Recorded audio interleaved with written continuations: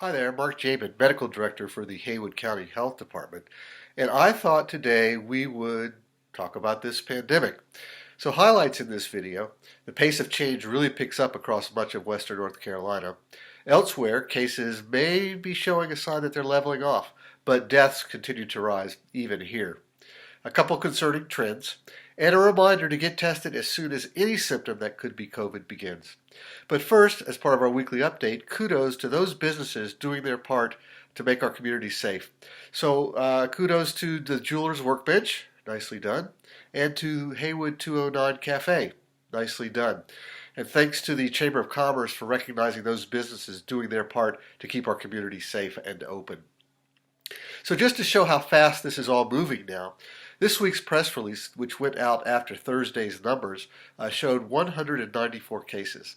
And as of this afternoon, Friday afternoon, this is now up to 209.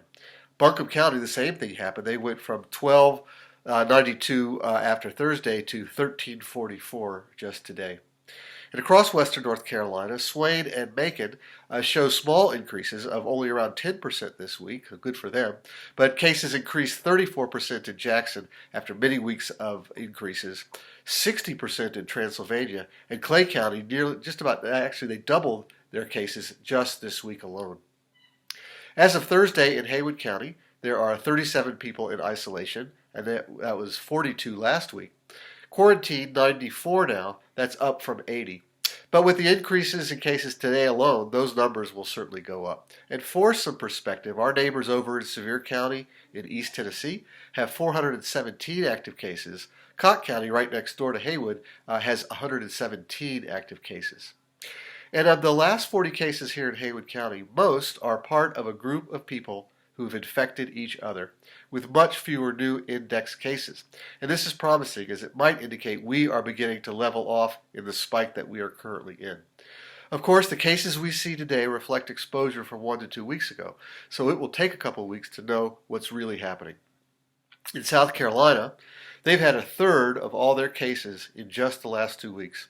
But for Georgia, Florida, and South Carolina, their curves may be hitting a plateau as well. This could be real, it could be a brief pause before going up again, or it could be due to reporting changes. We'll know more over the next couple of weeks. But despite this, deaths do continue to rise in each of those states.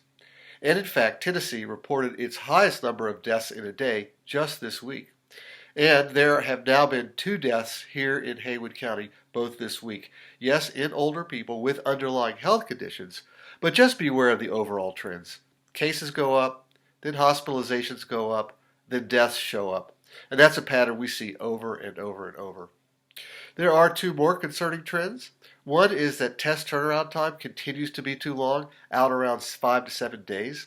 And this one, about 1/3 of those exposed as close contacts choose not to participate in contact tracing. And we're not sure why. But if people are not quarantining, that just increases the risk for everyone else. Even more important to be careful when you go out and about. In Georgia this week, Governor Kemp's office acknowledged that the current graphs don't look complimentary. That was their quote. And it is encouraging to see many states reconsidering their positions in the face of the facts as the trajectory of this pandemic comes clear in our communities. And many of us are doing the same, following the 3 W's, showing an IQ with COVID, getting tested as soon as symptoms start and not waiting to limit exposing others, and practicing the golden rule of gathering. And that's exactly what we should all be doing, recognizing what is going on and adjusting what we do. So be careful and be well, especially right now.